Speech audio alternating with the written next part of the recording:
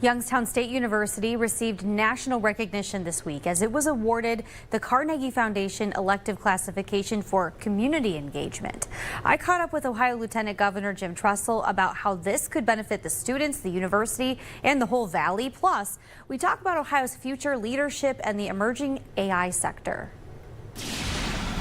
All right, we're joined now by Ohio Lieutenant Governor Jim Trussell, former YSU president, as we learn more about YSU's major recognition for something that's so prestigious. Thank you for taking the time to join us here in the Valley. Thanks so much. It's always good to be back home and so proud of this accomplishment.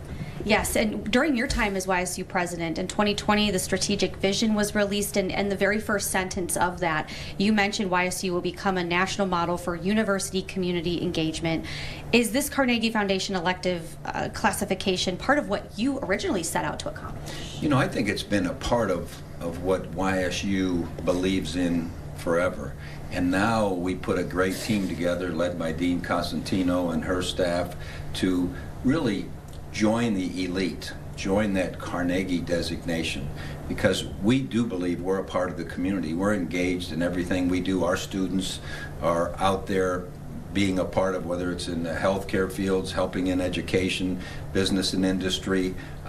We're a part of this community, and so we wanted to get it organized. We had so many things going on, and what Dean Costantino and her staff did was kind of put it all together, coming out of one voice, sought that designation, worked hard for 4 or 5 years to earn that, applied, and here we are today.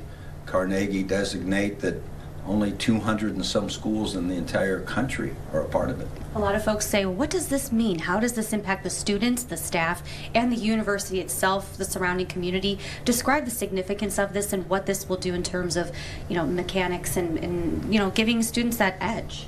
I think you always get what you emphasize, and we've always felt that we're a community engaged. We are a part of this community. They are a part of us. As this university goes, the region will go. But I think when you begin emphasizing it and talking about it, and as people research our university as to what's important, and that engagement with the community, that experiential learning that our students get, they get to be a part of that community. They get to do real life things so that they're more prepared as they leave the university. It's just a focus. It's a constant conversation, and it's something we're very proud of, is to be one of the top schools in America when it comes to community engagement. They get to work hand in hand with local organizations and schools as well. Absolutely. Every one of our students is our goal, to have them have those experiential, real life, make an impact. While they're in school here, they're not only just earning a diploma, they're earning experiences, and they're making a difference in the community. So everyone wins when you have community engagement. And you have partnerships with high schools. How does that work? Because some of these students are setting out to lead the next generations. Yeah, I think probably the people that can impact our young people in the high schools are the college students, because they're the closest in age. They can relate to them. They can kind of have those young kids look up and say, I want to be like her, or I want to be like him, or I'd like to learn more about what she's studying, or what opportunities she's going to have. And so I think anytime you can get that type of interaction, role model, the best way to learn is through example, right? And role modeling and mentoring, and the fact that our students are out there in their fields, and sometimes just out there in a community engagement helping mode, we're impacting those students and those communities, and it makes a difference for everyone. And here at the university, you also have the Trussell Institute for Leadership and Teamwork. That's just another avenue students can get involved. Well, the thing that we want to make sure is that our young people absolutely learn the things that are a part of their major. But we want them also to grow and become great leaders, become great team members, learn a little bit more about themselves, go through the rigors of setting goals and coming up with a plan to accomplish them. And so our Institute for Leadership and Teamwork is just one extra thing that our students come away with, along with that great knowledge in their particular field. Speaking of leadership, I know you're not running for governor this year, but I think a lot of folks are curious, would you also endorse a candidate? Well, I haven't been in this field that long, and when I look at endorsements, I think, well, are those these celebrity endorsements, or do they really know the people? And so the advantage I have now is I'm going to have a chance to get to know a lot of the people who are going into the various races, and if I've had a chance to grow with them and work with them, then I might have that opportunity to say, hey, we need to vote for her, we need to vote for him. And so I'm a little bit early in the game on that, but I'm going to school on all of our candidates.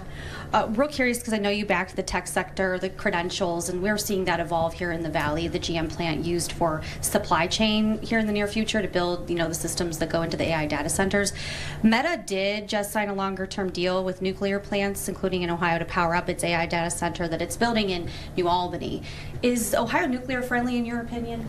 I think you're going to see the nuclear paradigm grow. There are so many things going out there. There's the traditional nuclear plants that, we've had some. There's also a lot of new technology, a lot of smaller. I was at an event down in North Carolina listening to this group talking about some nuclear things that were much smaller. It could be put in a lot of different variety of ways.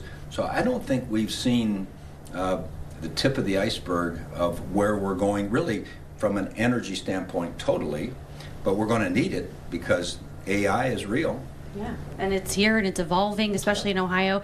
I know our football fans would be upset if I didn't ask you about college football, but are you watching, happy about Ohio State's win against Michigan? Just in general? Very happy about that, and I'm just having so much fun watching the bowl group now go to playoffs like we always enjoyed at YSU, because there's nothing like playoffs. And just watching these teams, and when you get to the top 8 teams, those are all good. And, we fell short at Ohio State this year, but defending national champs and had another great year.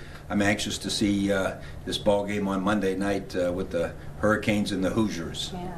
Well, we're excited to be here at YSU talking about leadership. Like you said, this is going to give students another edge. We'll appreciate your time. Well, thanks so much. It's always good to be back home, and there are great things going on here thanks to great leadership.